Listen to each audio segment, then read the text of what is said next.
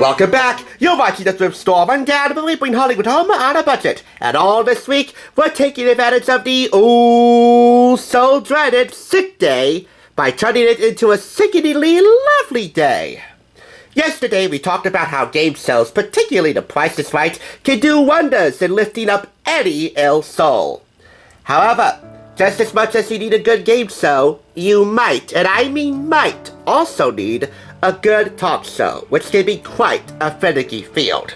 Yet, for 25 years, from 1986 to 2011, there was one singular gal who made it her mission to turn that field into a place of lifelong learning, with a few laughs, a whole lot of tears, and just a touch of loneliness. Considering those favorite theme shows and the time when Tom Cruise jumped on her couch madly in love with Katie Holmes, of course, I'm talking about, oh yes, Oprah Winfrey. It's quite impossible to quantify the amount of people who spent their sick days catching up with their leading lady of talk for one day, let alone a quarter of a century. It's also rather impossible to quantify the impact that she and her staff and guests had made on viewers and each other. Celebrities and everyday people coming to Oprah's couch and her coming to theirs from time to time, sharing in the gift of gab that made a difference.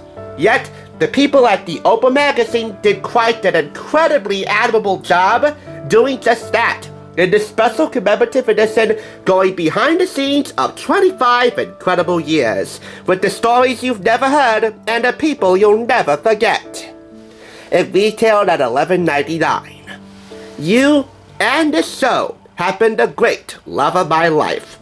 Fittingly, this love letter to our viewers, staffers, and guests was purchased this past Valentine's Day at Unique Thrift Store in Patterson for $2.29.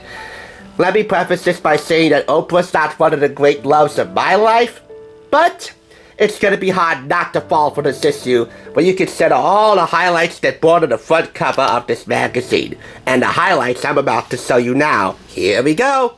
The big premiere, WLS Studios Chicago.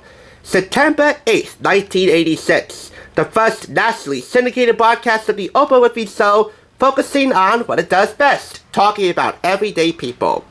Specifically, how to marry the man of your choice. Over time, Oprah would pick up steam with these other 5 shows. From finding the best husbands, to an appearance from New Kids on the Block, just as she was starting to develop some star appeal of her own. Yes, from time to time in her early days, she did venture into the more typical, and by that I mean ludicrous, tabloid talk show fare, but at least her theme music got some quality upgrades via Paul Simon for her 10th anniversary, the late great Quincy Jones, and Patti LaBelle. Oprah's first production staff also talked about the difficulties launching the local and nationally syndicated versions of Oprah's show, their favorite guests, the backstage camaraderie, and their very own aha moments, which many Oprah fans will know are the moments where people, guests, fans, staffers, and even Oprah see things in a different light. That's an aha moment. However, I'm more fond of the behind-the-scenes moments, the tangible behind-the-scenes effort it takes to get the show up and running. There have been 2 set designs throughout the 25 years. These 2 here on the top, designed by production designer Tara Denise and Company, who would later adapt these sets for special episodes such as cast reunions for Mad Men, Leave It to Beaver, and The Cosby Show, and even for special movie premieres like Horton Hears a Who. Next, the key to the big car giveaway. It was the phrase heard around the world. A phrase that was later turned into a killer remix here on YouTube, which I'll link below. Hopefully it's there still. And it took 3 weeks, 100 staffers, 2 EMTs, and miles of red ribbon to gift 276 fully loaded 2005 Pontiac G6 sedans to the entire studio audience. Oh, what a day that was. Oprah's then current production staff shared their very own favorite moments, some emotional, some funny, their favorite guests, and their aha moments which helped them see things in different lights. Producers, talent bookers, and a few key individuals who were instrumental in making the show run smoothly. Sari Salata, Oprah's final executive producer, who handpicked certain seasoned veterans of her senior production team to send the show into the sunset the way it should be. Stage manager Dean Anderson and director Joseph Terry, who helped call the shots and kept things calm backstage. Just as Oprah's show was about everyday people, as Oprah developed her star appeal, so too did her show. And these are some enlightening and lively star moments with Julia Roberts, Sybil Shepherd, the Judge, Jay-Z, talking about their projects, their love lives to a certain extent, and commiserating with the end of an American institution in the case of Jennifer Aniston choking up talking about her fellow friends. One of them harboring a huge crush on her in the early years, the late great Matthew Perry. Oh, Chandler and Rachel. If they had Courtney Cox in here, oh man, this would have been even more flawless than this already is. By the way, I don't know if Tara Denise, the show's production designer, and her crew recreated the Central Perk set at the Harpo Studios in Chicago for this special Friends reunion, or if they went to Warner Brothers Studios to shoot the real deal in Burbank, California. And outside of Friends, we also have this orchestrated stage fight captured on photo from show photographer George Burns, staging a fight between Jim Carrey and Jennifer Aniston, co-stars of Bruce Almighty, plus Oprah, and 3 audience members. Hey, Jim Carrey, whatever you do with him, you just gotta leave your brain at home and focus on having fun. That's it. This section, Oprah's Dream Team, highlights 4 of the most experienced experts on her show in the fields of health, finance, psychology, and home design. All 4 of them earning their own shows as a result of the gift of gab they brought to Oprah's guests. Dr. Oz, Susie Orman, Dr. Phil McGraw to be technical with you, and Nate Burkus.